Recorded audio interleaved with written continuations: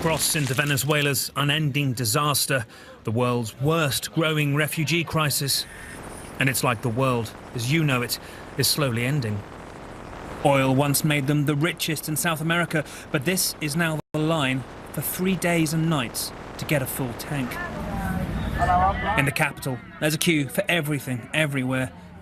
Hunger breeds a special kind of anger. This is how hyperinflation works. These groceries cost $50 now, but because of what's happening with the local currency, they'll be worth double, at least by next month.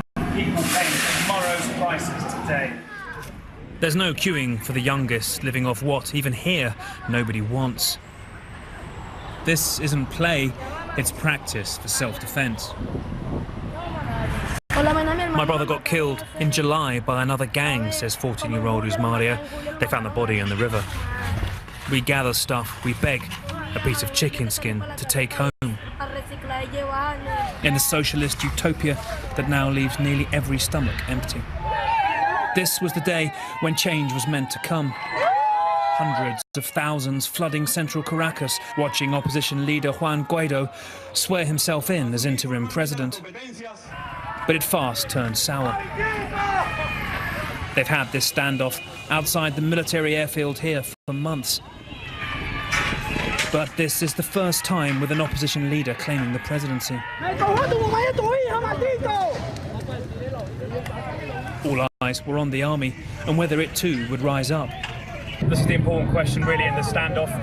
It's about the military's vote. They may be throwing stones at them here, but what they really need is the army to switch sides. That didn't happen. And the police tear gas and motorcycle charges sent us fleeing down side streets. Yes, I know. Some likely wounded, although dozens reported dead during the day. It was up here, in the normally loyal slums, where the fight was nastiest. Special forces entered these streets. They've been coming back to make arrests all during the afternoon, when we're invited to meet Carolina's extended family, where Maduro's base has long lived. State handouts bought their loyalty for years. But now this is all she has to feed for this day. And they say now they too want Maduro gone. We can't hold it in anymore, one of her cousins says. We're being crushed. We're beggars now, always begging. This isn't political, it's survival. People are killing each other for a kilo of rice, for water. Army defectors outside Venezuela called on soldiers to rise up. But we hear from one junior officer that even when you can't feed your family, it's more complicated. I would say 80% of soldiers are against the government. Some even go to demonstrations. But the big fishers, the senior officers, are the ones eating, getting rich, while at the bottom we have it hard. I get $1.50 every month, promptly, enough for one chicken and a food box from the barracks. Then we have to work magic to make it last like everyone else. Would you, or the soldiers you know at your level, would you open fire on resistant people in the streets? I'd rather quit.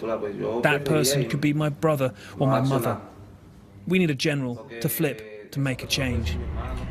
And as Washington says Maduro isn't president, but Moscow insists he is, everyone else walks zombie-like, further and closer towards starvation.